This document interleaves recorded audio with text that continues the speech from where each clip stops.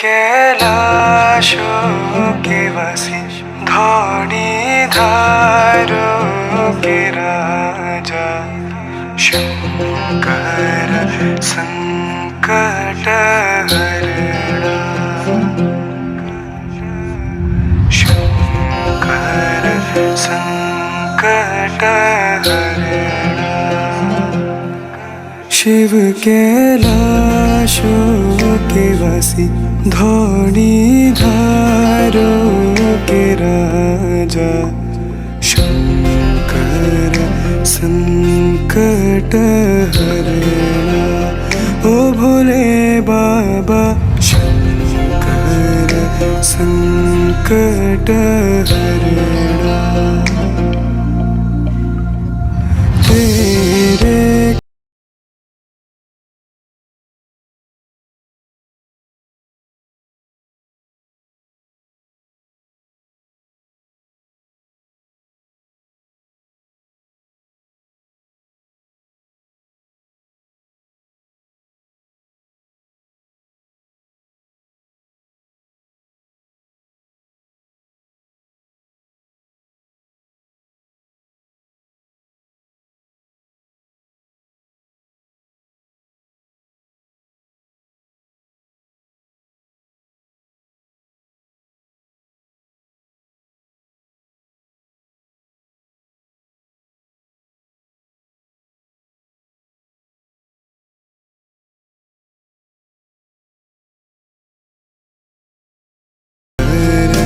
संकट हरणा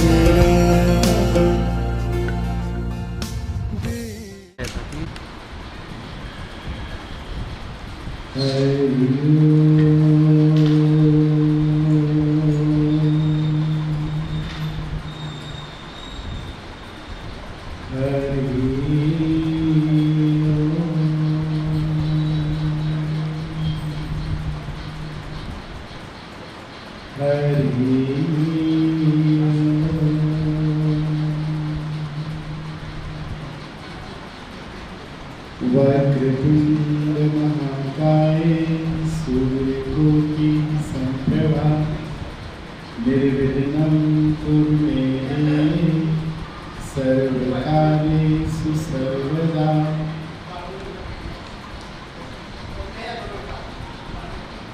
गुरुर्ब्रह्मा गुरुर्विष्णु गुरुर्देवो महेश्वरा गुरुः साक्षात् परब्रह्म तस्मै श्री गुरुवे नमः। लाल देह लाली दसे अर्धरे लाल लंगूर वसुदेव दानव दलन जय जय जय कपिसूर। बोली सियावर रामचंद्र भगवान की उमापति महादेव की संत समाज की हनुमान जी महाराज की नमः पार्वती पते हर हर महादेव हर हर हर हर परम सौभाग्य का दिन है आज सावन का पवित्र मास जिसमें भगवान महादेव की भक्ति आप और हम सभी मिलकर कर रहे हैं। और इतनी क्योंकि सावन के महीने को गुरु का महीना कहा गया है, गुरु। और एक ये आप इससे अंदाजा लगाइए कि इस बार जो सावन शुरू हुआ था एक महीना है जो पहले गुरु पूर्णिमा आती है और उसके बाद सावन। और इस बार तो सावन पहला ही सोमवार सावन का सोच। कई वर्षों के बाद ऐसा हम लोगों को भगवान महादेव का सोमवार के दिन हमको शिव जी पर अभिषेक करने का सौभाग्य हुआ जो कि सावन माह प्रारंभ हुआ। सावन माह में यात्रा प्रारंभ 1 तारीख से हुई और ये यात्रा 1 तारीख से बहादुरगढ़ से निकली झरझर होते हुए सोनीपत, पानीपत, करनाल और पूरा यमुनानगर, पंचकुला से पूरा ये कुरुक्षेत्र, कैथल, फतेहाबाद, सिरसा होते हुए कल आपके हिसार और हिसार के बाद आज जींद में हम लोग पहुँचे हैं। और हमारी यात्रा का उद्देश्य है भारत को सनातन हिंदू राष्ट्र बनाना।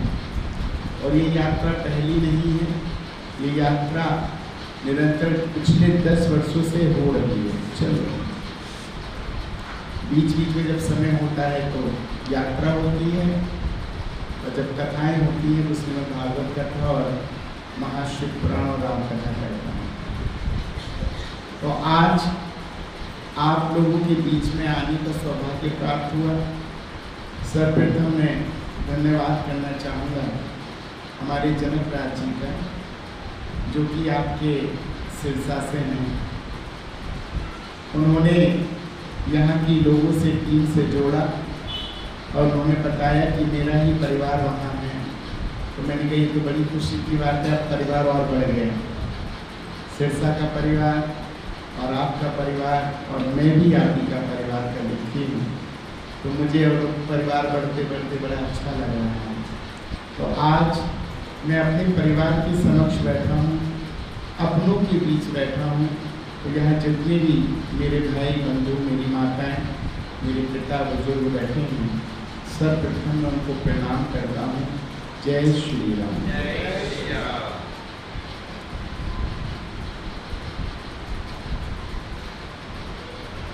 जिंदगी अभी एक यात्रा है। भगवान राम ने 14 वर्ष का वनवास उनको मिला। आप क्या समझते हो वनवास था? नहीं, तो वनवास नहीं था, वो भी यात्रा थी, भगवान की यात्रा, वनवास नहीं। और उस वनवास के दौरान, उस यात्रा के दौरान प्रभु श्री राम ने क्या किया? क्या किया? कौन बताएगा क्या किया भगवान ने? भगवान ने अधर्मियों का वध किया, नाश किया, राक्षसों का वध किया। किन राक्षसों का? जो हमारे धर्म के विपरीत थे, जो हमें यज्ञ नहीं करने देते थे, पूजा पाठ जब तक नहीं करने देते थे, उन राक्षसों का मेरे प्रभु श्री राम ने वध किया। तो उन्होंने यात्रा की। तो मैंने भी, आपके भी बच्चे ने ये यात्रा उस आताताइयों के लिए, उन जिहादी मानसिकता को रखने वाले लोगों के लिए इस यात्रा को किया है। हथियार तो नहीं है, लेकिन विचारों से उनका वध करने को बैठा, विचारों से। भगवान श्री कृष्ण को देखिए, एक हाथ में बांसुरी कब बजाते हैं भगवान श्री कृष्ण? जब गोपियां नृत्य करती हैं। भगवान सुंदर क्योंकि भगवान ने बांसुरी कब उठाई? जब गोपियों को नृत्य करना था, जब उनके साथ रासलीला करनी थी, तो भगवान ने बांसुरी उठाई। जय जय राधा रमन हरि बोलो, जय जय राधा रमन हरि बोलो। भगवान कहते हैं मैंने बांसुरी उठाई, गोपियों को तान सुनाई और गोपियों ने मेरे साथ रासलीला का मंडप किया। लेकिन जब एक समय आया तो भगवान ने अपने हाथ में सुदर्शन चक्र उठाया। क्या बोले? यदा यदा हि धर्मस्य ग्लानिर् भवति भारत अभ्युत्थानं धर्मस्य तदात्मानं सृजाम्यहम्। जब जब धर्म पे हानि होगी, मेरे धर्म के विपरीत कोई खड़ा होगा, तो मैं सुदर्शन चक्र चला के उसकी गर्दन भी काट दूंगा। तो हमें अपने देवताओं से सीखना पड़ेगा। हमारे देवताओं ने अगर बांसुरी, राम प्रभु श्री राम ने धनुष, या भगवान परशुराम ने फरसा, ये जितने भी देवी देवता, हनुमान जी महाराज हमारे गदा लेके चलते हैं। मैं भी अपनी गाड़ी में गदा रखता हूँ। जहाँ भी कोई विरोधी ऐसा दिखता है जो धर्म के खिलाफ काम कर रहा है, तो हम चूकते नहीं हैं। और चूकना भी नहीं है। लेकिन मैं एक बात कहता हूं कि जो शिक्षा मेरी माँ ने मुझे दी, मैं इनका बेटा हूं जो आगे बैठी है, मेरी माँ है, जो शिक्षा मेरी माँ ने मुझे दी है, वो शिक्षा क्या आज हम अपने बच्चों को देते हैं? कितने माँ बाप हैं जो अपने बच्चों को ये कथा सुनाते हैं कि बेटा, इस देश के अंदर छत्रपति शिवाजी ने इस भारत की संस्कृति को बचाने के लिए प्राणों को त्याग दिया था। कितने माँ बाप यहाँ बैठे जो ये बताते हैं कि बेटा, गुरु गोविंद सिंह ने अपने बच्चों का दीवारों में चुनवा दिया था सिर्फ अपने देश की रक्षा के लिए, अपनी सनातन धर्म की रक्षा के लिए। कितने माँ बाप ऐसे हैं जो ये बताते हैं अपने बच्चों को कि बेटा, ये देश तुम्हारा है, किसी और का नहीं, इस देश की रक्षा करने का धर्म तुम्हारा कर्तव्य है। लेकिन मैं बताऊंगा, आजकल हमारी घर की परंपरा, माता जीजाबाई जो थी, आप लोगों को बताओ छत्रपति शिवाजी की कौन थी? वो माँ थी। छत्रपति शिवाजी को वो क्या सुनाती थी? ये नहीं सुनाती थी लल्ला लल्ला लोरी दूध की कटोरी, ना, ये नहीं सुनाती थी। वो वीरों की कथाएं सुनाती थी, क्रांतिकारियों की कथाएं सुनाती थी। तब उनके बच्चे के अंदर क्रांतिकारी विचार पैदा हुए। लेकिन हम क्या सुनाते हैं? ये हमें सोचना चाहिए। हम अपने बच्चों को क्या बताते हैं? क्या हम अपने बच्चों को धर्म के साथ जोड़ते हैं? कितने ऐसे अभिभावक हैं जिनके बच्चे प्रतिदिन महादेव पे जल चढ़ाते हैं? मैं अभिभावक की बात नहीं कर रहा, जिनके नाती पोते भगवान महादेव पे जल चढ़ाते हैं। कितने ऐसे नाती पोते हैं आपके जो हनुमान चालीसा का पाठ करते हो, लेकिन हम लोग उनको ये शिक्षा नहीं देते। क्यों नहीं देते? बुजुर्ग तो देते हैं, दादी बाबा तो कहते हैं, लेकिन आजकल जो घर में आ गई है बहुएं रानी, वो कहीं ना कहीं सनातन संस्कृति से बच्चों को दूर करती जा रही हैं। वो नहीं बता रही कि ये देश संस्कृति का देश, सनातन का देश, कहीं ऐसा ना हो एक दिन हम सब, और वो समय आने वाला है, वो समय आने वाला है। ये हमको शिक्षा देना पड़ेगा अपने बच्चों को कि महादेव पे जल चढ़ाओ। महादेव विद्या के देवता है। जो बच्चा पढ़ने में कमजोर हो वो महादेव पे जल चढ़ाएगा तो उसकी विद्या तीव्र होगी, ज्ञान बढ़ेगा। महादेव विद्या के देवता है। लेकिन आप सोचते नहीं ना, आप अपने बच्चों को वो चीज़ कराते हैं। अगर भगवान के साथ जोड़ देंगे तो आपके बच्चे का धर्मांतरण नहीं होगा। जो आजकल धर्मांतरण होता है, देखिए दूसरे समुदाय में जाके देखिए, 5 साल का बच्चा सारी आयतें सुना देगा आपको। सारी आयतें जो कुरान शरीफ में लिखी होंगी सब सुना देगा। 5 साल का बच्चा, 5 साल का बच्चा हर शुक्रवार को 4 टाइम की नमाज करता है। 5 साल का बच्चा तो करता ही करता है, साथ में उसके पिता जो होगा, उसका पिता भी नमाज पढ़ने के लिए अपना बिजनेस की दुकान तो बंद कर देगा, लेकिन नमाज जरूर पढ़ेगा। आप सोचिए। लेकिन हमारे यहाँ क्या होता है? आज के कार्यक्रम के लिए मुझे लगता है इन्होंने करीबन 50 फोन किए होंगे, लेकिन कितने लोग इकट्ठे हुए? जब सनातन की बात आती है, हिंदुत्व की बात आती है, धर्म की बात आती है, तब हिंदुओं को इकट्ठा करना ऐसे होता है जैसे लोहे को, जो चने होते हैं ना, चने को चबाने के बराबर, चने के चबाने के बराबर होता है इस हिंदू को इकट्ठा करना। क्योंकि हिंदू इकट्ठे हो ही नहीं पाते, हिंदू इकट्ठे हो ही नहीं रहे। तो आप ये सोचिए हमें अपने बच्चों को क्या शिक्षा देनी है?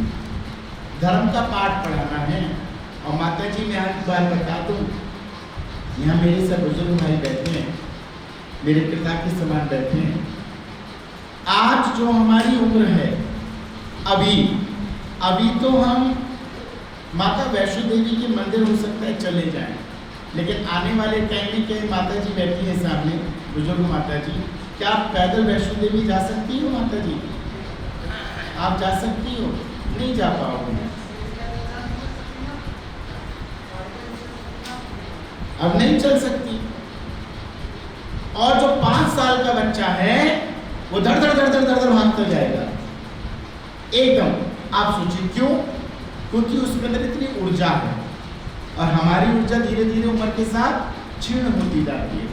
क्या यहाँ पे ऐसा कोई है जो ये कह दे कि मेरी उम्र या मैं आज जिंदा हूं तो 1 मिनट बाद भी जिंदा रहूंगा या 1 घंटे बाद जिंदा रहूंगा? कोई कह सकता है? Anybody can give me guarantee? लेकिन कोई गारंटी नहीं दे सकता। अभी हमारा पैर फिसले और हमारा शरीर शांत हो जाए। अभी रोहतक में कहीं कथा हो रही थी, एक महाराज जी कथा कर रहे थे और सामने लोग नृत्य कर रहे थे। और नृत्य क्या कर रहे थे? मीठे रस से भरो राधा रानी लागे, सब नाच रहे हैं और महाराज जी को हार्ट अटैक पड़ गया। रोहतक की बात है। और वही मंच पे उनका शरीर छूट गया। आप सोचिए, तो आप क्या करेंगे? कोई गारंटी दे दे, लेकिन कोई गारंटी नहीं दे सकता। इसीलिए मैं कहता हूं, जब जागो तब सवेरा है। आज ही अपने बच्चों को जगा दीजिए कि धर्म को पकड़ के चलो। अगर आप पकड़ के चलोगे धर्म, तो धर्म भी तुम्हें पकड़ के चलेगा, तुम्हें छोड़ नहीं सकता। ऐसा ना हो कि जिंदगी की सांसें जल्दी से खत्म हो जाएं और हम लोग कुछ कर ही ना पाए। अपनी जिंदगी की सांसों को भगवान की श्री चरणों में लगाओ। अपने बच्चों को आज से ये बताओ कि भगवान का ध्यान करना है, ये सांसें खत्म होने से पहले। जिंदगी की ना टूटे लड़ी, नाम जप ले घड़ी ओ घड़ी। जिंदगी की ना टूटे लड़ी, नाम जप ले घड़ी दो घड़ी। मन की वीणा के तानों को छेड़ो, मन की वीणा के तारों को छोड़ो। लग जाएगी अमृत की छड़ी, नाम जप ले घड़ी दो घड़ी। जिंदगी की ना टूटे लड़ी, नाम जप ले घड़ी दो घड़ी। अब अगर आपका बच्चा भगवान को पकड़ लिया, भजन कर लिया, तो अब कल मुझे किसी ने कहा, महाराज जी मेरे बेटे को सारा शिव स्तोत्रम याद है। मैंने कहा बहुत बढ़िया बात है, सुनाओ। सुनाया उसने, मैं बहुत प्रसन्न हुआ। उम्र कितनी थी उसकी? 8 वर्ष की। मैंने वो भी बड़े प्रसन्न हुए, मेरे बेटे को देखो याद है, सब बड़ी प्रशंसा कर रहे हैं। मैंने उनके पिता से कहा कब तक ये, इसको कब तक याद है? जब ये 9th स्टैंडर्ड पहुंचेगा, 10th स्टैंडर्ड पहुंचेगा, तब भी याद रहेगा? 12th स्टैंडर्ड पहुंचेगा तब भी याद रहेगा? अगर तब तक याद रहे तो फायदा है, और अगर 4th स्टैंडर्ड तक याद है और उसके बाद भूल जाए तो कोई फायदा नहीं है। खाली 4th स्टैंडर्ड तक अगर उसे याद है, आप इसको पकड़वा के रखो, छूट ना जाए। बोले आगे का भरोसा नहीं। मैंने कहा बहुत बढ़िया बात, यही तो हमारी हिंदू की कमी है, आगे का भरोसा नहीं। हम अभी तो याद करा रहे हैं, लेकिन आगे उसको क्यों नहीं पकड़वा रहे? ऐसा ज्ञान दो कि वो आगे तक के लिए शिव को पकड़ के चले। अगर शिव को पकड़ के चलेगा, कोई धर्मांतरण नहीं करा सकता। और कहने को बच्चे को 9 to 12 ये इसकी जड़ का समय होता है, जो इसको मजबूत किया जाता है। इसी समय से बच्चा बिगड़ता है और इसी समय से बच्चा बनता है। यही समय 9 to 12 एंड आफ्टर 12, अगर आपका बच्चा 12th क्लास तक अपनी सनातन संस्कृति को समझ गया, अपने धर्म को समझ गया, तो उसको कोई भी धर्मांतरण नहीं करा सकता। 9 to 12 इसलिए उनको प्रेरणा दो, उन्हें बताओ, उन्हें कथा में लेकर जाओ, उनको सुनो उनको। लेकिन आजकल हम परेशान, बहुत माँ बाप मुझसे ये कहते हैं, महाराज जी हमारे बच्चे हमारी सुनते ही नहीं। जब सुनेंगे क्यों नहीं? क्योंकि इसलिए नहीं सुनते क्योंकि आपने अपने बच्चों की सुनना शुरू कर दिया। इसलिए नहीं सुनते क्योंकि बच्चों की माँ बाप ने सुननी शुरू कर दी, इसलिए नहीं सुनते। पहले के समय में क्या था, पहले क्या, आज भी कई अच्छे घरों में ऐसा होता है कि माँ बाप ने कह दिया बैठ जाओ तो बच्चा बैठा रहेगा, हिलेगा नहीं। लेकिन अब माएँ क्या कहती हैं, हमारी सुनते ही नहीं, इसलिए सुनते बच्चे तुम्हारी, क्योंकि तुम बच्चे की सुनते हो। बच्चे ने कहा मम्मी जा रहे हैं, हाँ जाओ। बच्चे ने कहा मम्मी ये चाहिए, हाँ ठीक है। बच्चे ने कहा ये, तो हाँ ये। पहले ये होता था कि जो हम ला के देंगे तुम वही खाओगे, पहले यही होता था। हमने कभी अपने जीवन काल में, मेरी कोई ये तो है नहीं कि मैं 100 साल का हो गया, लेकिन मैं अपने जीवन काल में कोल्ड ड्रिंक, पिज्जा, बर्गर, किसी भी प्रकार की चीज, टॉफी, चॉकलेट मैंने आज तक नहीं खाई। आज तक मुझे ये नहीं पता टॉफी होती कैसी है। मैं ये नहीं कहता बच्चों को मत खिलाओ, लेकिन मैं कहता हूँ बच्चों कम खिलाओ, उनको आदत मत डालो, उन्हें आदी मत डालो। आपके बच्चे ने जरा सा रो के कह दिया मम्मी कुरकुरे, तो बस आंसू देखे नहीं और माँ ने कुरकुरे दिलाए नहीं। अब ये नहीं पता कि इस कुरकुरे से बच्चे के अंदर जो शरीर की जो आते हैं उनमें पिंडी चिपक जाएगी और थोड़े दिन बाद उस बच्चे को ऑपरेशन पेट का करना पड़ेगा, तब उसकी पिंडी निकलेगी। लेकिन हम लोग थोड़ी देर का आंसू तो नहीं देख सकते, लेकिन आगे वाली जिंदगी उसकी खराब कर सकते हैं। कारण क्या, क्योंकि अब हम बच्चों की सुनने लगे हैं। लेकिन पहले माँ बाप कहते थे जो हम कहेंगे वही खाओगे, फ्रूट खाने हैं तो फ्रूट ही खाओगे, ये करना है तो यही करोगे। लेकिन अब हम बच्चों की सुनने लगे। किसी भी माँ बाप से पूछो क्या होता है, अब जो बच्चों की इच्छा, उनसे कहो भैया घर में कीर्तन कराओ, भजन कराओ, ठीक है, बच्चों से पूछ के बताएंगे भैया तुम्हारा क्या रोल है, फिर what is your role at your home, you are elder one, आप सीनियर, यू आर सीनियर्स, आपको अपनी प्रेजेंस तो दिखानी पड़ेगी। अगर आप अपनी प्रेजेंस खत्म कर देंगे तो आपके बच्चे आपके हाथ से गए। और जिस घर के अंदर माँ बाप के बस में बच्चे नहीं होते, या माँ बाप के अधिकार से बच्चे माँ बाप की बात को नहीं सुनते, उस घर का पतन निश्चित है। और जिस घर में बच्चों ने जिस घर में बच्चों की माँ बाप की न चलते बच्चों की चलती हो, वो घर बिल्कुल खत्म, वो कभी संस्कारवान बने नहीं सकता। इसलिए मैं कह रहा हूं आपसे, अभी भी समय है, प्रयास कीजिए आपके बच्चे आपके अधिकार के अंदर हों, जो हम कहें वो करें, ये नहीं कि जो वो कहें वो हम करें, ये नहीं होना चाहिए। आज भी हमारी माता जी, मैं अगर फोन देख रहा हूं ना तो उनकी निगाह ये रहती है क्या देख रहे हैं। इतना बड़ा मैं महात्मा हूं, महामंडलेश्वर हूं, तब आज भी न्यूज देख रहा था, गाड़ी में अभी न्यूज़ थी, तो वो लाइनें थी ना, तो ये क्या भेज दिया किसी ने, इतना लंबा क्या पढ़ रहे हो तुम, मैं न्यूज़ पढ़ रहा हूँ, तुम ये समझ रही हो क्या पढ़ रहा हूँ।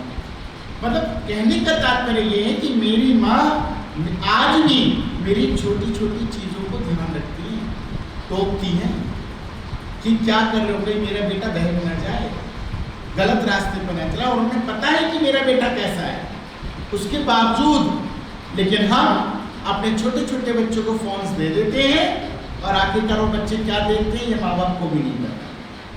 बाबूजी सही कह रहा हूँ गलत, माँ बाप को भी नहीं पता। ना माँ बाप टोकते हैं 5 साल के बच्चे को 20,000 का फोन दिला देंगे, ले बेटा मस्ती कर। आज तो वो कार्टून देख रहा है, कल को और देखने लगेगा, और चीजें देखने लगेगा। फिर आप क्या करोगे, अपने बच्चों को बिगाड़ने का, अगर कोई, मैं तो सीधा खुल के बोलता हूँ, माँ बाप को बुरा लगे तो बुरा लगे, जाओ, मुझे कोई मतलब नहीं, लेकिन बच्चों को बिगाड़ने में अगर जिम्मेदारी है तो सिर्फ माँ बाप की। माँ बाप बच्चों को बिगाड़ने में नंबर 1 है, क्योंकि भगवान ने लिखा है, रामचरितमानस की पहली लाइन है, श्रीमद् भागवत की पहली लाइन है क्या, मातृ पितृ चरण कमलेभ्यो नमः। मतलब पहले माँ को का, पिता नहीं, पहले माँ घर को बनाती है, माँ परिवार को बनाती है, माँ बच्चों के जीवन को बनाती है।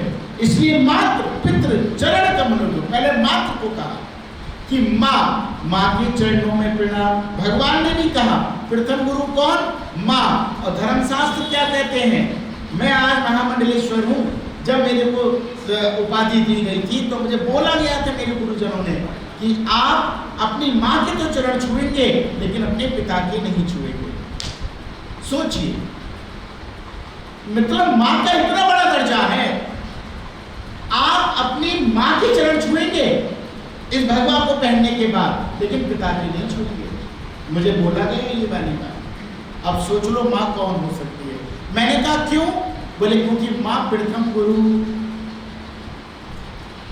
पिता प्रथम गुरु नहीं है, माँ प्रथम गुरु और द्वितीय गुरु हूं मैं जो दीक्षा दे रहा हूं। तो अगर माँ संस्कारवान होगी, माँ जैसे बच्चों को शिक्षा देगी, वैसे बच्चों में शिक्षा अपने अंदर जाएगी। इसलिए पहले हमें खुद को संभालना पड़ेगा माँ को। लेकिन आजकल की माँ को फुर्सत इंस्टाग्राम की रीलों से ही नहीं है, तो शिक्षा कहाँ से देंगे?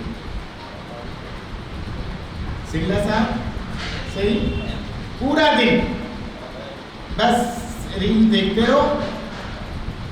भोजन बनाएंगी उसमें भी रील चलेगी पास में।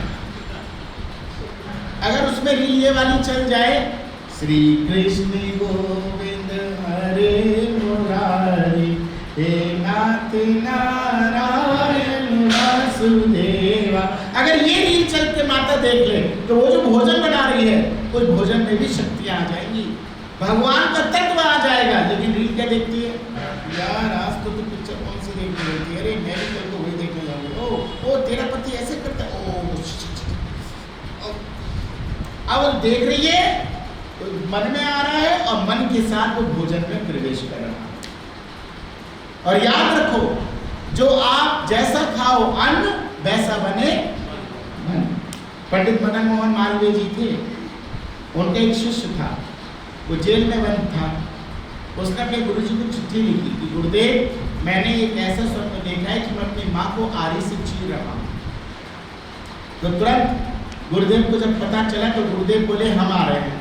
तो गुरुदेव जेल पहुंच गए, थाने जेल में, और जेल में पहुंच के मदन मोहन मालवीय जी ने पूछा जेलर से, मेरा शिष्य कौन से बैरक में है? तो बोले आइए गुरुजी इस बैरक में है। फिर उससे पूछा तो उसने सारा दृष्टांत दिया कि मैंने रात 9 बजे भोजन किया और भोजन करके जैसे ही मैं सोया, सोने के तुरंत 1 घंटे बाद गुरुजी मैंने स्वप्न देखा, तब से मैं सो नहीं पाया हूँ कि मैंने ये स्वप्न देखा मैं अपनी माँ के गले पे आरी चला रहा हूँ, आरी, ये मैंने स्वप्न देखा।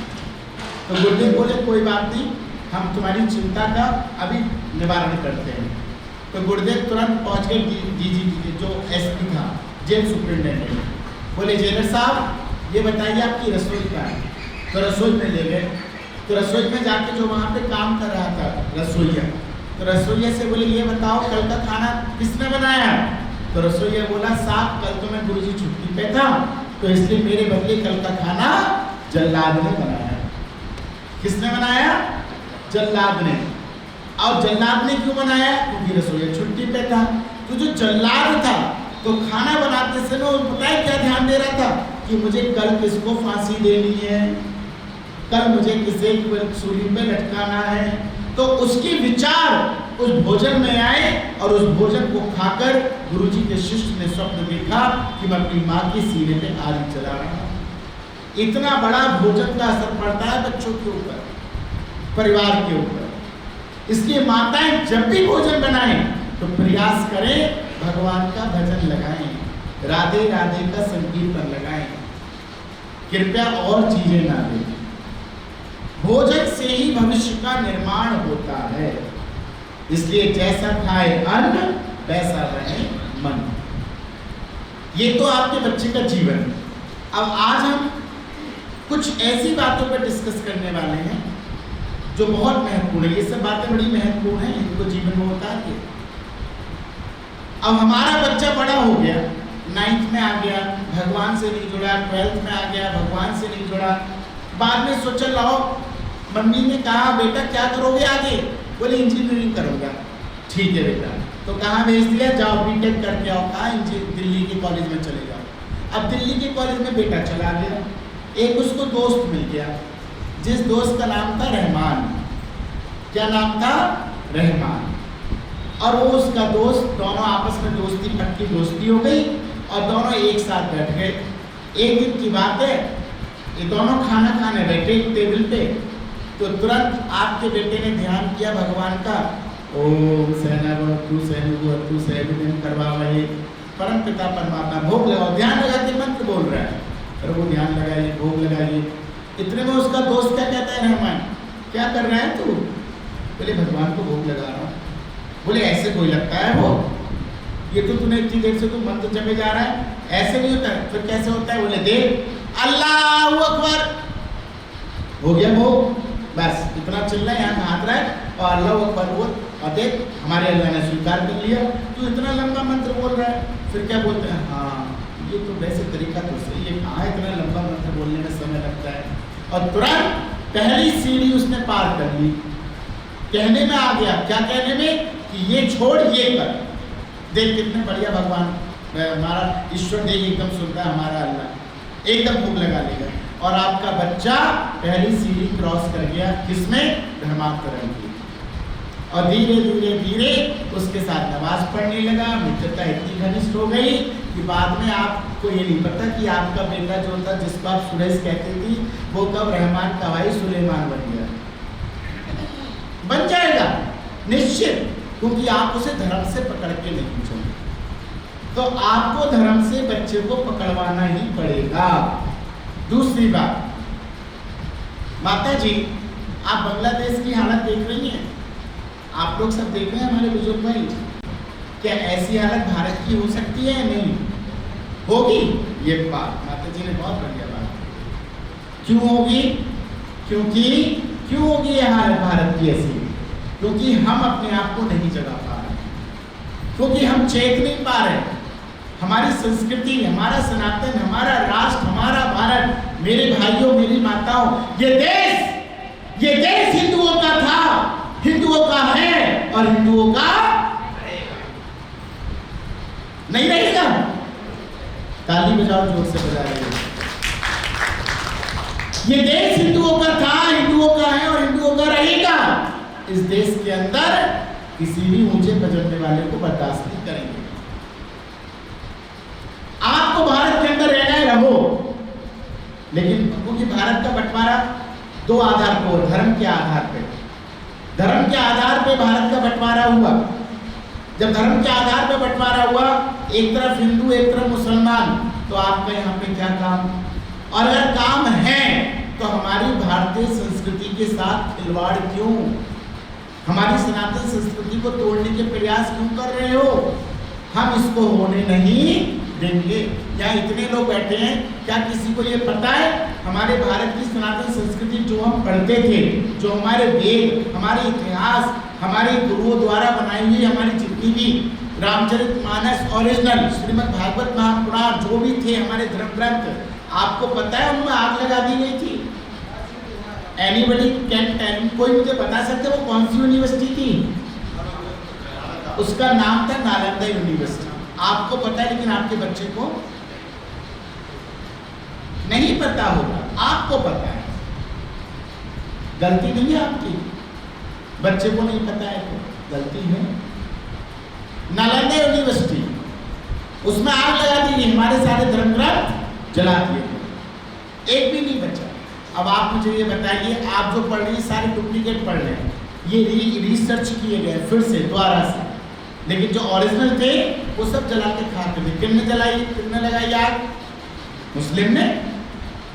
आप बताइए, हमारे 18,000 मंदिरों को तोड़ दिया गया, एक नहीं, दो नहीं, तीन नहीं, सरकार तो 3 मांगती है। राम मंदिर, काशी विश्वनाथ, कृष्ण जन्मभूमि 3 मांगती है, लेकिन मैं आपका बच्चा, आपका भाई 18,000 मंदिर मांगता हूँ जो तुमने तोड़े हैं। लेकिन एक बात बताइए, उन 18,000 मंदिरों के ऊपर तुमने मस्जिद बना दी, और मैं आज भी खुले मंच से जींद में आप सबके सामने बैठकर ये बात कहता हूँ कि अगर इन मस्जिदों को गिरा दिया जाए, और मैं सीधी एक ही बात इनसे कहूँ कि सुनो, अगर शव मिले तो तुम्हारा और शिव मिले तो हमारा। शिव मिले तो हमारा, तुम्हारा नहीं है। लेकिन ऐसा आप सोचिए, हमें अपनी संस्कृति को बचाना है। हम लोग एक ही चीज में रहते हैं, हमारी माताएं आज भी, मैं जहां गया वहां बोलता हूं, क्या हम दो हमारे दो, यही बोलते हो आप भी सब यही बोलते हैं। हम दो हमारे दो, और दूसरा समुदाय कहता है हम दो हमारे गिन लो, हम दो हमारे गिन लो। अब पहले क्या चलता था महाराज जी, माता जी, पहले चलता था हम 5 हमारे 25। लेकिन मोदी जी का भला हो, मोदी जी ने बहुत जल्दी कानून बनाया तलाक का, तो हम 5 तो रह गए, अब डर के मारे तलाक ही नहीं करते हैं। अब उन्होंने पॉलिसी कर दी हम दो हमारे गिन लो बस, और हमारे पास क्या है, हम दो हमारे दो। तो मेरी माताओं बहनों ये बताओ, पहली बात तो हम दो हमारे दो का कॉन्सेप्ट खत्म, अब तो हम दो हमारा एक। और अब सुप्रीम कोर्ट ने एक और चीज कर दी, अब एक भी मत करो, क्या कर दिया, लिविंग रिलेशनशिप, जब तक मन करे तब तक साथ रहो, और जब मन ना करे तो छोड़ दो। नमो नारायण, कल्याण, बढ़िया। आप देखिए ये आदेश सुप्रीम कोर्ट ने दिया है कि जब तक मन करे साथ रहो, और जब तक मन ना करे छोड़ दो। अब आप ये बताइए, आपके बेटी बेटा, कल की बात है, कल यूनिवर्सिटी में मैं जब बोल रहा था तो कई युवा लड़के ऐसे थे जिनको मेरी बात बुरी लग रही थी। क्यों लग रही थी बुरी? क्योंकि वो ये सब काम करते हैं, रहते हैं इन सब चीजों में। और माता जी मैं एक बात कहना चाहता हूँ, जिनके बच्चे बाहर रहते हैं ना, कृपया करके मेरा निवेदन है, जाग जाओ, अपने बच्चों के पास हर महीने जाके चेक किया करो। क्यों? क्योंकि ना जाने कब बाहर जो आपके बच्चे पढ़ रहे हैं, कब उनको मुस्लिम लड़कियां शिकार बना दें। और लिविंग रिलेशनशिप में सबसे ज्यादा अगर कोई लड़की आ रही है, वो सिर्फ मुस्लिम लड़कियां हैं, जो आपके लड़कों को, जो पैसे वाले लड़कों को फेसबुक इंस्टाग्राम पे देखती हैं, और देखने के बाद उनको रिक्वेस्ट भेजती हैं, हेलो हाय करती हैं, धीरे धीरे मिलती जुलती हैं, और नाम बदल के मेरे पास डाटा है, गाड़ी में रखा है, आपको तो दिखा भी दूंगा। और ये डाटा कहाँ से आया? क्योंकि मेरी स्टडी सारी फॉरेन से हुई है, और मुझे सारी नॉलेज है कि कहाँ से क्या हुआ। हमारे यहाँ लंदन में आप ये सोचिए कि वहाँ जितने भी मुसलमान हैं वो सारे पाकिस्तानी मुस्लिम हैं, and they are funding to India, they are funding for India, वो इंडिया को फंडिंग करते हैं। वहाँ क्या रूल बनाया उन्होंने कि आप ये देखो गरीब लड़कियां कहाँ हैं, तो ये कहाँ जाते हैं, बिहार, झारखंड, जो विकसित नहीं है, जिनका विकास नहीं हुआ प्रदेशों का, तो वहाँ की लड़कियों को देखते हैं, मुस्लिम लड़कियों को, और उनको कहते हैं, मान लो किसी लड़की का नाम है सवाना, तो उसको कहेंगे तू अपना नाम रख ली सविता, हम तुझे महीने के 15,000 रुपये देंगे, और तू किसी बढ़िया से लाला के लड़के को देख, बड़ा मोटा पैसे वाला लड़का हो, घर बार से बढ़िया हो, और उसको देख और उसको पटा। और वो सवाना लड़की जो है सरिता नाम से अपना नाम बदल लेती है, और इंस्टाग्राम फेसबुक पे अपनी आईडी बनाती है, लड़का उसके प्यार में जंजाल में फंस जाता है, और उसके साथ अकेला रहता है बाहर, मम्मी पापा का डर नहीं है, बस इस लड़की को दोस्ती करो, पटाओ, और मजे से साथ साथ रहने रहो। साथ साथ रहता है 5, 6, 7, 8, 9, 10, 11 महीने रहेगा बढ़िया से, और 11 महीने बाद क्या आएगी, फोन आएगा आपके पास, मैडम या आपके बेटे ने एक लड़की का बलात्कार कर दिया है, बलात्कार आया है फोन, ये देखो आपकी बेटी ने इस लड़की का बलात्कार कर दिया। कौन है लड़की? अरे इस लड़की का नाम सरिता है, सवाना नहीं है, अभी तो सरता ही है, सरता है। अच्छा भैया, तो आपके बेटे को कहाँ जाना पड़ेगा? जेल जाना पड़ेगा। अब माँ बाप ने जो पढ़ने भेजा वो बच्चा उस लड़की के चक्कर में जेल में चला गया, धारा 376 लग गई, और 376 के बाद 7 साल की सजा हो गई, कैरियर खत्म, जीवन खत्म, माँ बाप के सपने खत्म, सब कुछ टूट गए। तो उस लड़की का मैं जिसकी जिक्र कर रहा हूँ, उसकी जब मैंने फाइल निकलवाई थी तो झारखंड की लड़की थी, और उस लड़की का नाम, जो ओरिजिनल नाम बता रहा हूँ, जो मेरे FIR में है, उसका नाम खुशनुमा था लड़की का, और जिसने अपना नाम सरिता रख लिया। और हिंदू भी तो बनिए का लड़का था, जिसको फंसाया था दिल्ली में, लक्ष्मीनगर में CA करने आया था वो लड़का, जो आज भी जेल की सलाखों के पीछे है। अब आप सोच लीजिए, फंसाने वाली लड़की कौन है? मुस्लिम, और लड़का कौन है? हमारा। अब आप बताइए, तो उनको पैसा दिया गया, पैसा आता है हर महीने। अब आप ये सोचिए कि ऐसी परिस्थिति में हम अपने बच्चों को नहीं बचाएं, क्या करें? क्या बच्चों को पढ़ना भेजने बाहर भेजना बंद कर दें? क्या करेंगे आप? लेकिन नहीं, ऐसा नहीं कर सकते। हम लोगों ने भेजना है, पढ़ाना है, जीवन बनाना है। लेकिन मैं एक बात कहना चाहता हूँ, उन पे निगाह रखो। हर महीने माता पिता को चक्कर लगाते रहना चाहिए। व्यापार में इतने बिजी ना हो जाओ कि बच्चों पे निगाह ही ना रखो। हर महीने चक्कर लगाओ, वो ना आए तो तुम जाओ या उन्हें बुलाओ, और कृपया करके उनके फोन जरूर चेक करो। मेरा निवेदन है हाथ जोड़ के, बच्चों के फोन जरूर चेक करो। हो सकता है नाराज हो जाएगा, कम से कम 1 दिन 2 दिन 4 दिन नहीं बात करेगा, गलतियां उसकी निकलेंगी, लेकिन फिर भी उसे मारना डांटना नहीं है, बल्कि उसको समझाना है कि बेटा कोई बात नहीं, जो हुआ सो हुआ, लेकिन हम तुम्हारी यहाँ से गलतियों का सुधार करेंगे, कोई बात नहीं। कृपया करके बच्चों पर पूरा फोकस करना है। अगर हमने फोकस नहीं किया तो आपके बच्चे आपके हाथ से निकल जाए। और आज हमारे भारत में ये लोग रहते हैं, भारत की संस्कृति के साथ खिलवाड़ करते हैं। बहुत सीधी सीधी बात बता रहा हूँ, भारत में इंडिया की जो क्रिकेट की टीम है, जब वो हारती है, इंडिया की क्रिकेट की टीम, तो पटाखे कौन छोड़ता है? मुसलमान ही छोड़ते हैं ना। आप तो नहीं छोड़ते, कौन छोड़ते हैं? नहीं, इंडिया की टीम हारे तो आप पटाखे छोड़ोगे? इंडिया की टीम अगर हारे तो नहीं। जो भारत के मुसलमान हैं, जो आपके गली मोहल्ले के आसपास रहते होंगे या कॉलोनी में दूर रहते होंगे, पटाखे छोड़ने की आवाज़ आती है? उससे आती है। कौन छोड़ते हैं? ये छोड़ते हैं। ये कौन से मुसलमान हैं? माता जी आप भूल गई होगी, 1990 में, 1990 आपका जन्म कब हुआ? लो, मतलब आप थी उस समय, आप भी होंगी। 1990 के सभी बुजुर्ग हो गए हैं अब तो, 1990 कोई पुराना नहीं है। 1990 में एक कांड हुआ था कश्मीर के अंदर, हुआ था बाबूजी। 1990 में कश्मीर में कांड हुआ था। और क्या कांड हुआ था?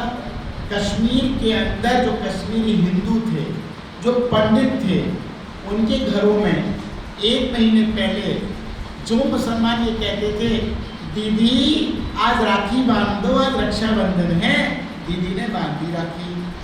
15 दिन बाद ईद आई, दीदी आज सिमैया लेकर आ रहा हूँ, सिमैया जरूर खाना है। हाँ हाँ भैया लेकर आना। और ठीक 1 महीने बाद वही भाई जल्लाद बन गया, उसी भाई ने बहन को काट दिया, उसी भाई ने उसी भांजी के साथ बलात्कार कर दिया, और पूरी झेलम नदी को खून से पाट दिया उन भाइयों ने। क्या वो भाई आपके पाकिस्तान के थे? कहाँ के थे बेटा? बोलो। हिंदुस्तान के थे।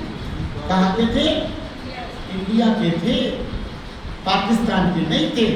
तो आप इन पर विश्वास कर सकती हो? क्या आप अपने बच्चों के देखती हो कि आपके बच्चों के दोस्त कौन है? कितना चेक करती हो? कृपया अपने बच्चों को जिहादी मानसिकता के लोगों से दोस्ती करने से बचाओ। मेरी बात माता जी गलत तो नहीं लग रही? सही लग रही है?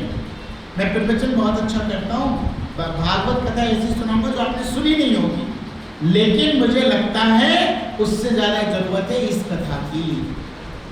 इसको राष्ट्र कथा कहते हैं। यहाँ सबको पता है कि राम की माता का नाम क्या था, कृष्ण की कितनी माएँ थी, सबको पता है। एक जन्म देने वाली, एक पालने वाली। लेकिन ये नहीं पता होगा कि नालंदा में कितने महीने आग लगी। ये नहीं पता होगा कि रानी लक्ष्मीबाई के कंधे पे जो बच्चा था उसका क्या नाम था। आपको पता है? पता है? नहीं पता। देखो, इनको नहीं पता, क्योंकि इनको घर से क्या मतलब है? रोटी बनाओ, पति खाओ और जाओ, और हम व्हाट्सएप इंस्टाग्राम देखें और मन करे तो सो जाए। लेकिन नहीं पता उस औरत ने अपने बच्चे को इस देश में बलिदान कर दिया था। उसका नाम, मेरी बात बुरी लगे तो क्षमा, लेकिन उस लड़के का नाम था दामोदर। उसका नाम दामोदर था। आप सोचो, उसने इस देश के लिए अपने मासूम बच्चे को बलिदान कर दिया, और फिर भी हम अपने देश से प्रेम नहीं कर रहे, फिर भी हम अपने देश के अंदर इन गद्दारों को बर्दाश्त कर रहे हैं। क्यों, कैसे? और आप ये कहो कि सरकार देखे, नो, सरकार क्यों देखेगी? जिम्मेदारी आपकी है अपने घर को संभालने की, सरकार की नहीं है। हम जागेंगे तो जग जागेगा, और हम नहीं जागे तो जैसा बांग्लादेश का हाल है वो भारत का होगा। इसलिए हमें जागना पड़ेगा, बचाव करना पड़ेगा, बच्चों को संस्कार देने पड़ेंगे। मेरी बात कहीं बुरी लग गई हो तो क्षमा प्रार्थना, क्योंकि आगे मुझे राधे श्याम जी के यहाँ जाना है, उनके यहाँ भी। लेकिन आज बहुत महत्वपूर्ण बात आप लोगों के समक्ष रखी है, लेकिन इसको अपने जीवन में उतारिए, बहुत महत्वपूर्ण। मेरी बात बुरी तो नहीं लगी किसी को? कोई बोले, कहीं कोई भी किसी भी प्रकार की कोई बात हो तो मुझसे जान सकते हैं। मेरा काम सिर्फ आपको जगाना है। कई लोग ऐसे हैं जिनको मेरे प्रवचन से ज़्यादा अपनी फ़ोन कॉल इम्पोर्टेंस थी, तो जो 2-3 तो उठ के चले गए, लेकिन उनको ये नहीं पता कि उन 2-3 के घर में कोई लव-जिहाद में फंस सकता है। अगर मेरी बात सुनते जाते तो शायद मेरा प्रवचन कड़वा हो सकता है। अभी भाई साहब ने बोल दिया मेरे लिए कर्कश,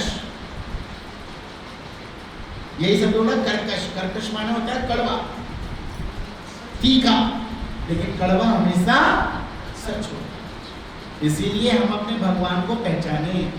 कौन है? शिव। ओंकार बिंदु संयुक्तम नित्यम ध्यायन्ति योगिना कामिदं मोक्षिदं चैव ओंकाराय नमो नमः। कौन है? शिव। शिव में कितने अक्षर है बाबू जी सिंगला साहब? कितने अक्षर है शिव में? 2। कितने अक्षर है? और राम में कितने अक्षर है? 2। राम में भी 2, शिव में भी 2। शिव ने कहा मैं श्रृंगार करता, डिस्ट्रॉयर। राम ने कहा मैं पालन करता। तो राम हमारा पिता है, क्योंकि पालना कौन करता है? हमारी, हमारा पिता, हमारा राम। ये हमारी क्या करता है? हमारी पालना करता है। तो राम ने क्या किया? अपने ही 2 अक्षर से हमारे पूरे शरीर को बनाया। क्यों? क्योंकि बोले तुमको मेरे पास ही आना है, तो 2 अक्षर में पूरा शरीर बना दिया। आप गिन लो, बाल,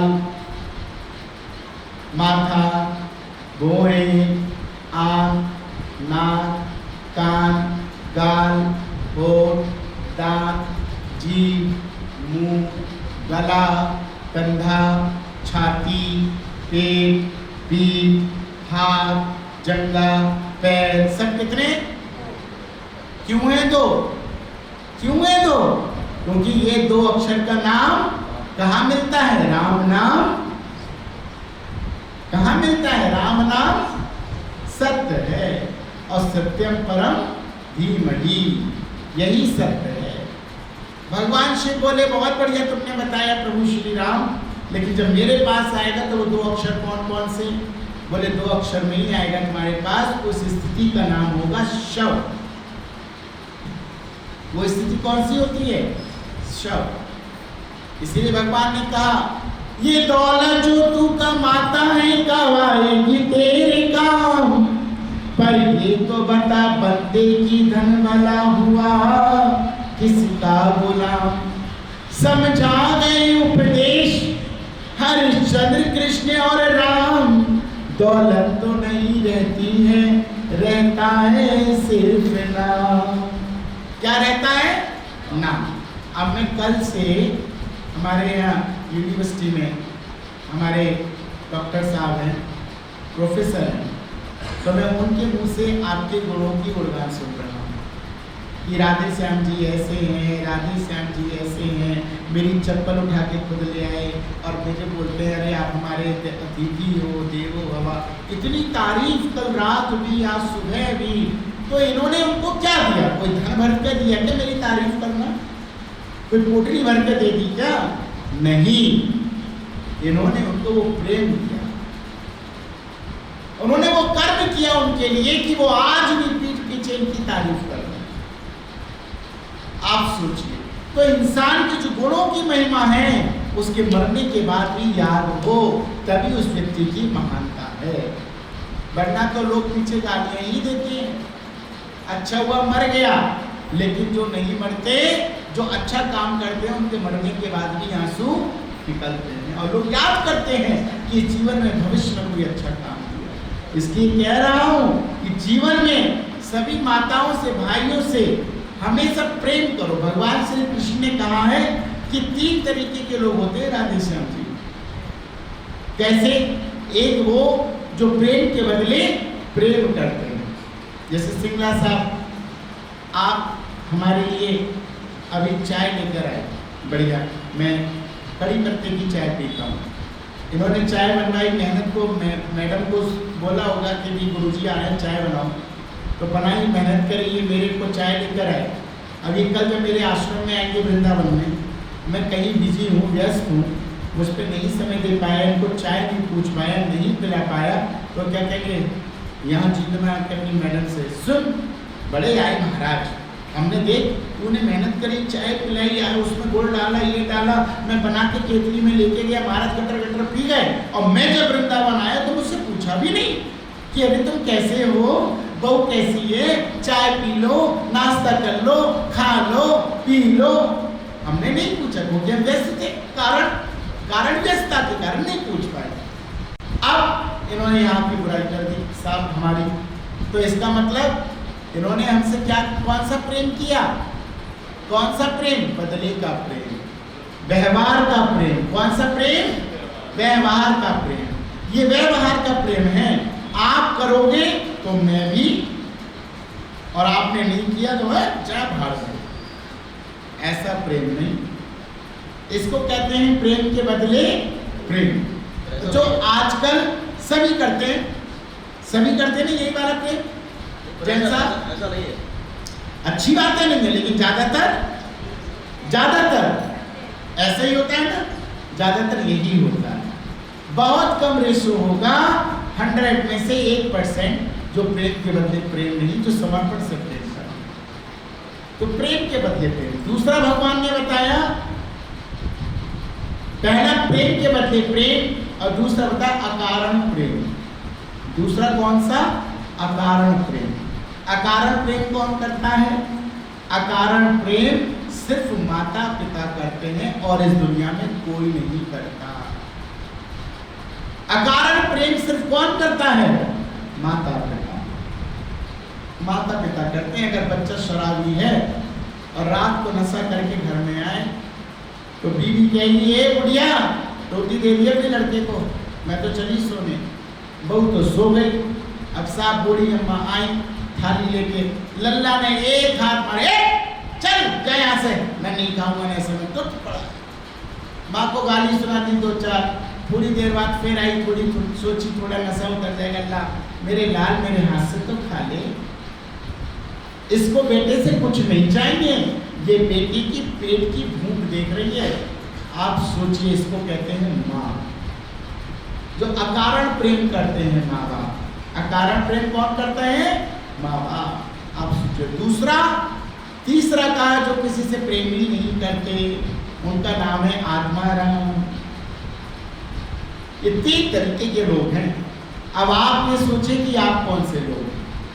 आपका प्रेम व्यवहार का प्रेम है या सच में वही प्रेम है जिसको विवेकानंद जी ने एक बार की बात है, जब स्वामी विवेकानंद एक कक्ष में जब बंद थे तो स्वामी विवेकानंद ने थकान के कारण ये कह दिया अपने लोगों से कि कृपया गेट बंद कर दो, अब मैं थोड़ा विश्राम करूंगा। इतने में 2 हिजड़े आ गए। हिजड़ों ने कहा स्वामी के जो देख रेख करने वाले कार्यकर्ता थे कि अरे स्वामी जी आए, जैसे हमसे कोई कहे कि भाई हमें दर्शन करा दो, महाराज जी जिद में आए हैं। तो ऐसे उनसे कहा कि महाराज जी आए तो हमें दर्शन तो करा दो, हम महाराज जी का दर्शन करना चाहते हैं। तो उनकी सेवकों ने मना कर दिया। क्या मना कर दिया? क्यों? क्योंकि हिजड़े हैं, हिजड़ों से कोई महाराज मिलेंगे, हमारे स्वामी जी नहीं मिलेंगे तुमसे, हटो हटो। इधर स्वामी जी को जब बताया तो स्वामी जी ने उस पर प्रतिक्रिया नहीं दी, शांत रहे। स्वयं विवेकानंद कुछ बोले नहीं, क्योंकि ध्यान में बैठ गए भगवान के। और जब ध्यान में बैठ गए तो उधर उन्होंने कहा अगर आज हमारे प्रेम में शक्ति है, हमारे अंदर अगर भक्ति है, तो स्वामी जी को हमारे पास आना ही पड़ेगा। तो 3 दरवाजे बंद थे, 1 2 3 दरवाजे के बाद हिजड़े बैठे हुए थे और हिजड़ों ने वहीं से गाना शुरू कर दिया, प्रभु जी अब गुण चित ना धरो, प्रभु जी अब गुण चित ना धरो, प्रभु जी मेरे अवगुण मत देखो, मेरे अवगुण मत देखो।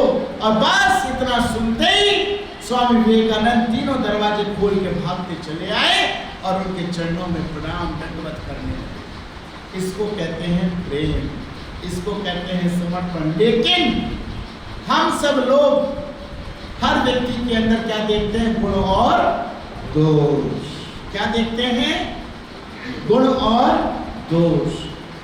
हम किसी के अंदर खाली गुण नहीं देखते, दोष भी देखते हैं।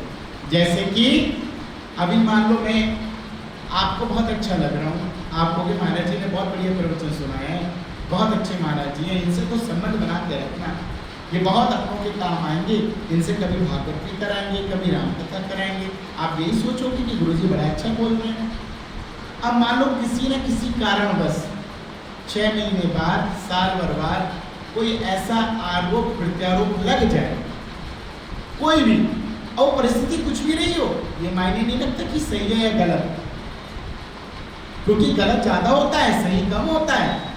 और गलत के कारण, किसी भी गलती के कारण कोई दोष हमें अगर लग जाए तो कल ये लोग मत बुलाना, उस महाराज में ये दोष लग गया है, आप सबसे पहले फोन नहीं उठाओगे, ब्लॉक कर दोगे फोन अपनी, क्योंकि आपने मुझसे प्रेम किया मेरे गुण को देख के, और बाद में मेरे अंदर दोष को देखा तो मुझे इग्नोर कर दिया, मुझे छोड़ दिया।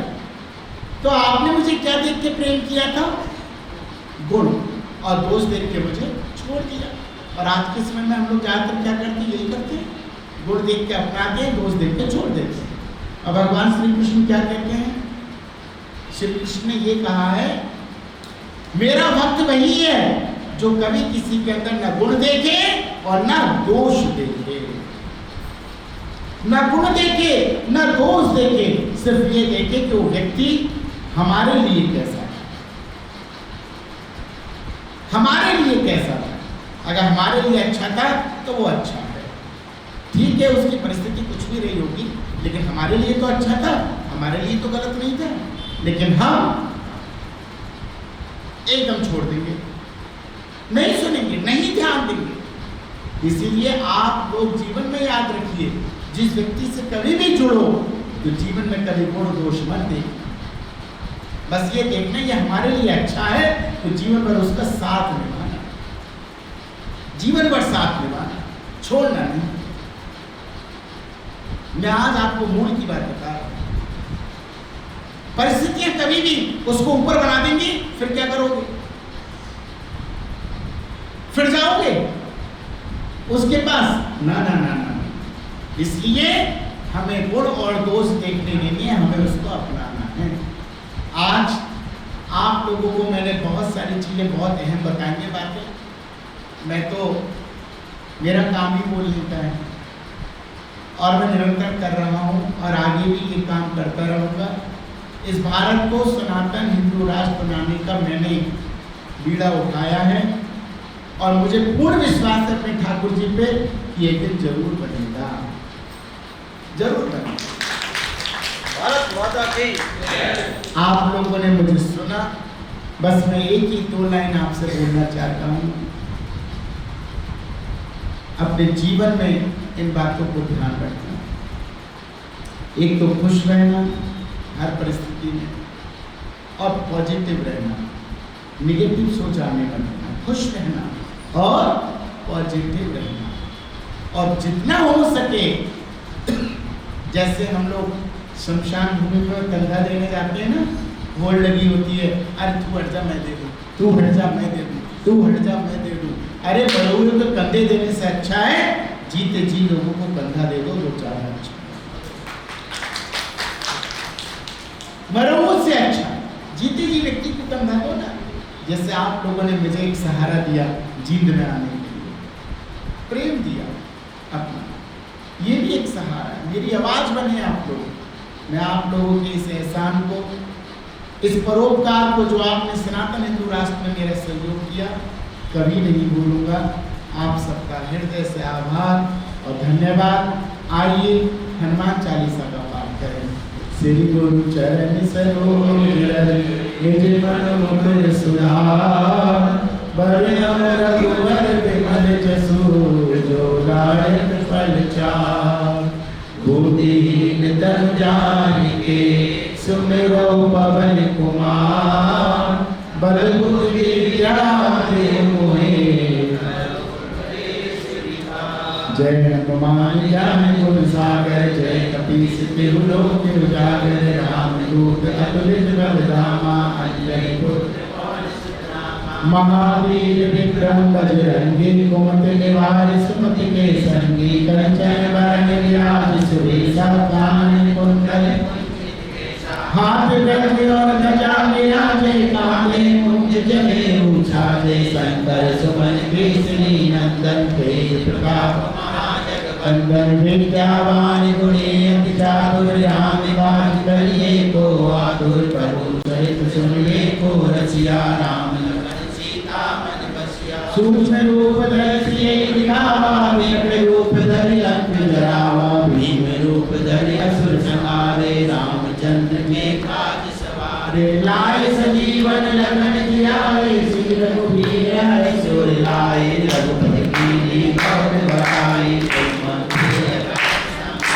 सहस्र तुम लोग सिधारे। अष्टवक्र श्रीपति कंठ लगावे, संहारित ब्रह्मादि मुनीसा। नारद सारद जन को भेद पाल जाते, कवि को नहीं सके गाते। तुम पुकार सुग्रीव कीन्हा, राम मिलाए तुम मंत्र भीषण माना। लंकेश्वर भय सब जग जाना, गुर सहस्त्र योजन तब भान। देवियो गावे मधुर फलदान, प्रभु मुद्रिका मेल मुख माही। कर दिला गई अचरज नाई, दुर्गम काज जगत के जेते। सुवन अनुग्रह तुम लेते, राम द्वारे तुम रखवारे। होत न आज्ञा बिनु पैसारे, सब सुख रहे तुम्हारी सरना। तुम रक्षक काहू को डर, आपन तेज समारो आपे। तीनों लोक आपे आपे, भूत पिशाच निकट नहीं आवे। महावीर जब नाम सुनावे, नासे रोग हरे सब पीरा। जपत निरंतर हनुमत वीरा,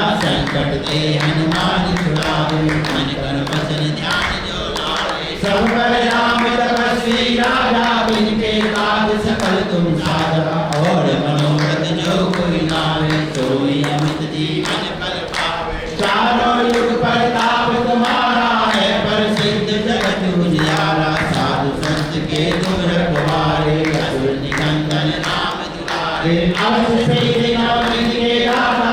असवरी ज्ञान की माता, राम रसायन तुम्हारे पासा। सदा रहो तुम्हारे भजन राम को भावे। जन्म जन्म के तुम बिसरावे, अंत काल रघुवर पुर जाए। जहाँ जन्म हरि भक्त और देवता चिंतन हरि। हनुमत से सर्व सुख करे, संकट हरे मिटे सब पीरा। जो सुनते हनुमत जय जय जय हनुमान गोसाई। कृपा करो गुरुदेव बिनाई, जो सतबार पाठ करे कोई। झूठे मंत्र महासुख हो, जो ये पढ़े हनुमान चालीसा। होए सिद्ध साखी गौरी, तुलसीदास सदा हरि चेरा।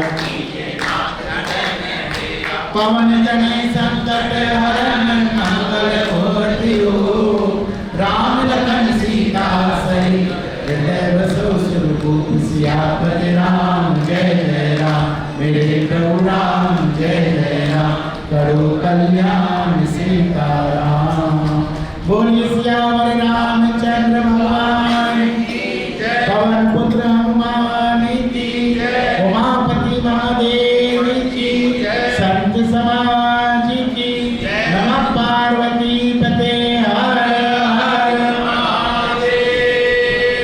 आप लोग हनुमान जी का दर्शन कर रहे हैं।